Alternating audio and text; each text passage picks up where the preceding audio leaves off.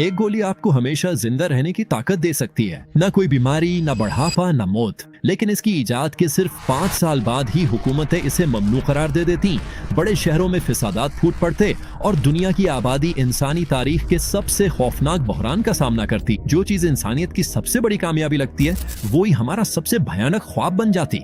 वजह यह है, जरा तसव्वुर करें कि साइंसदान कल ही ऐलान करते हैं कि एक दवा जिसका नाम एट्रेनिक्स है, मुकम्मल तौर पर खलियाती बढ़ापे को रोक देती है। आप रोजाना एक गोली लेते हैं और आपकी हयातियाती घड़ी हमेशा के लिए रुक जाती है। चंद घंटों में ही ये ऐलान इंटरनेट पर छा जाता है। चंद दिनों में अरबों लोग इस तक रसाई का मुतालबा करते हैं। स्टॉक मार्केट में हलचल मच जाती है। मजहबी रहनुमा हंगामी इजलास बुलाते हैं। लेकिन इन इब्तिदाई खुशी के लम्हात में किसी ने ये बात नहीं सोची थी, अगले 10 सालों में जो नताइज सामने आएंगे वो तहजीब, मईशत और इंसान होने के माने को मुकम्मल तौर पर बदल देंगे। फार्मास्यूटिकल कंपनी इब्तिदाई कीमत $50,000 सालाना इलाज मुकर्रर करती है। ये महंगा नहीं लगता, लेकिन जब आप लाफानी जिंदगी खरीद रहे हों तो ये हकीकत में सस्ता सौदा है। अमीर तरीन लोग जिंदगी भर का जखीरा करने लगते हैं। टेक अरबपति दहाइयों का सामान जमा करते हैं और मशहूर शख्सियात इंस्टाग्राम पर लापानी तर्ज जिंदगी दिखाती हैं।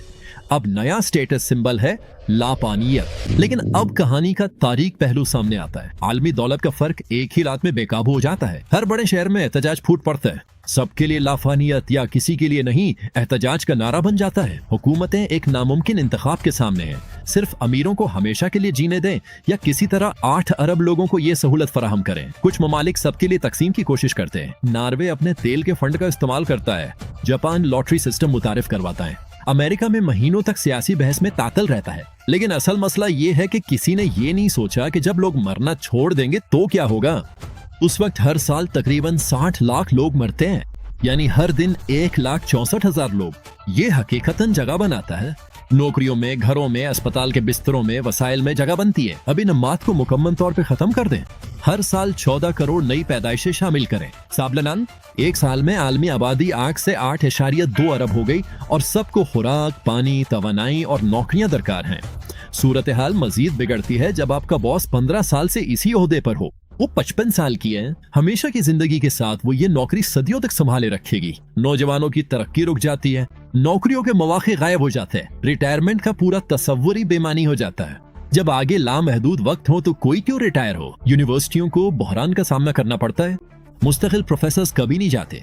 अलबा ग्रेजुएशन के बाद एक ऐसी जॉब मार्केट में दाखिल होते हैं जब बेरोजगारी की शरह 47% है। वो मईशतें जो नस्ल दर नस्ल तब्दीली पर कायम थीं रुक जाती हैं।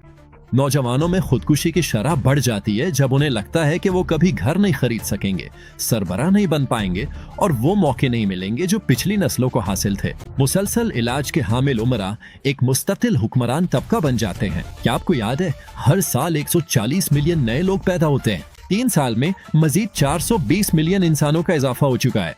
आलमी खुराक की पैदावार इतनी तेजी से नहीं बढ़ सकती और पानी की किल्लत बड़ा बहरान बन जाती है। एनर्जी ग्रिड्स भर जाते हैं, शहरों में लोड शेडिंग बढ़ जाती है, साहब वसाइल ममालिक दीवारें बना लेते हैं।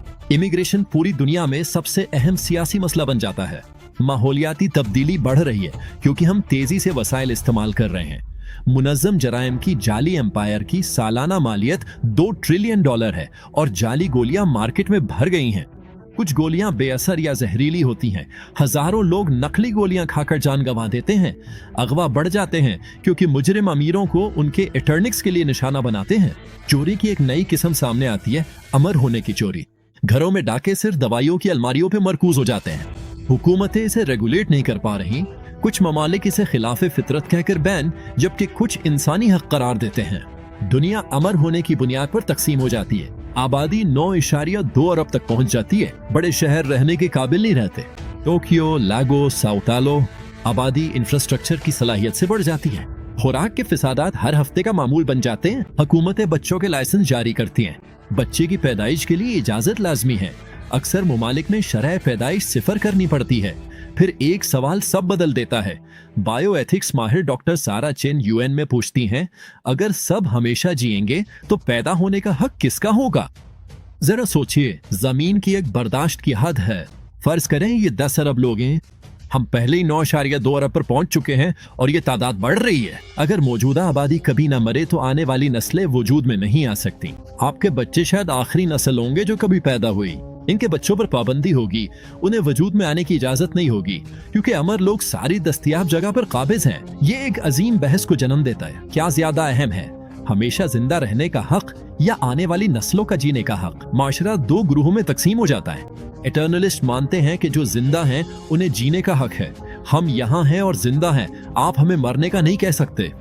न्यूट्रलिस्ट कहते हैं अफजाइश नस्ल एक हक है, आप अरबों बच्चों का मुस्तकबिल छीन रहे हैं, आपकी बका उनकी फना है। तशद्दुद फूट पड़ता है। दहशतगर्द गिरोह एटर्निक्स की पैदावारी तंसीबात को निशाना बनाते हैं। शिद्दत पसंद अमीर इलाकों में पानी की सप्लाई जहरीली कर देते हैं। हलाकतों की तादाद लाखों तक पहुंच जाती है। सितम ज़रीफी ये है कि लोग अमृत के लिए होने वाली जंग में मर रहे हैं, मगर किसी को तवक्को ना थी कि लाफानी लोग नफसियाती तौर पर टूटने लगेंगे। इंसान 70-80 साल जिंदा रहने के लिए इर्तिका पजीर हुए हैं। हमारे दिमाग सदियों के लिए बने ही नहीं है। 20वें साल तक पहले अमीर लोग शदीद डिप्रेशन की शिकायत करते हैं। 50वें साल तक बहुत से लोग मौत की भीख मांगते हैं। रिश्ते बिखर जाते हैं। दहाइयों पुरानी शादियां टूट जाती हैं। लोग बदलते हैं और अब उनके पास अलग होने का लामहदूद वक्त है। 500 साल की जिंदगी में पुरानी दोस्तियां मध्यम पड़ जाती हैं और माना खत्म हो जाता है। वक्त ही वक्त हो तो जल्दी कैसी, आल मटोल मुस्तकिल आदत बन जाती है। जिंदगी के मकासद खत्म हो जाते हैं। फानी होने का इंसानी जज्बा, हमारी हंगामी कैफियत और जोश सब गायब हो जाता है। एक नई कैफियत जन्म लेती है, दायमी उकताहट, लामहदूद वक्त की कुचल देने वाली बोरियत। 10वें साल तक स्टैनफोर्ड की एक तहकीक तबाहकुन नतीजा पेश करती है। हर साल जब इंसानियत वसी पैमाने पर अमर होने का फायदा उठाती है, हम तकरीबन 200 मिलियन मुमकिना मुस्तकबिल की जिंदगियों कुर्बान कर देते हैं। वो बच्चे जो कभी पैदा नहीं होंगे, वो नाबगे जो कभी कैंसर का इलाज नहीं ढूंढेंगे, वो फनकार जो कभी तख्लीक नहीं करेंगे, वो मोहब्बतें जो कभी नहीं होंगी, सब कुछ मिटा दिया जाता है ताकि हम हमेशा जिंदा रह सकें। तो यहीं पर यह मंजरनामा खत्म होता है। इसी हल के साथ नहीं, बल्कि एक नामुमकिन इंतखाब के साथ। अक्सर हुकूमतें एट्रोनिक्स पर पाबंदी लगा देती हैं, अपनी मर्जी से नहीं बल्कि तहजीबी जवाल के डर से। ये दवा अब भी मौजूद है, खुफिया तौर पर बिकती है और अमीर इसे छुपे हुए ठिकानों में इस्तेमाल करते हैं। इंसानियत दोबारा फानी हो गई क्योंकि लाफानी होने की कीमत बहुत ज्यादा थी। हमने सीखा कि मौत महज इख्तिताम नहीं बल्कि नई शुरुआत का रास्ता है। यही जिंदगी को अहमियत और मकसद देती है। यही मोहब्बत को कीमती और लम्हों को बामानी बनाती है। लाफानी दवा ने हमें जालिमाना सबक सिखाया कि हमेशा जीने का मतलब है कि कुछ भी नया शुरू नहीं हो सकता। शायद मौत वो दुश्मन नहीं जैसा हमने सोचा, शायद ये वो कीमत है जो हम तजदीद और अगली नस्ल को मौका देने के लिए अदा करते हैं। ये इसी साल कोई लानत नहीं, तुम्हारी अब्दियत का हिस्सा है। उन्हें जी भर के गुजारो, क्योंकि जहां सब हमेशा जिंदा रहें वहां कोई हकीकतन जीता नहीं। तो मेरा तुमसे सवाल, अगर कल अमर होने वाली गोली दस्तयाब हो जाए और तुम उसे खरीद सकते हो तो क्या तुम इसे लोगे, ये सब कुछ जानने के बाद जो अब तुम जानते हो? अपना जवाब कमेंट्स में लिखें। मैं वाकई जानना चाहता हूँ कि आपका क्या मौकिफ है।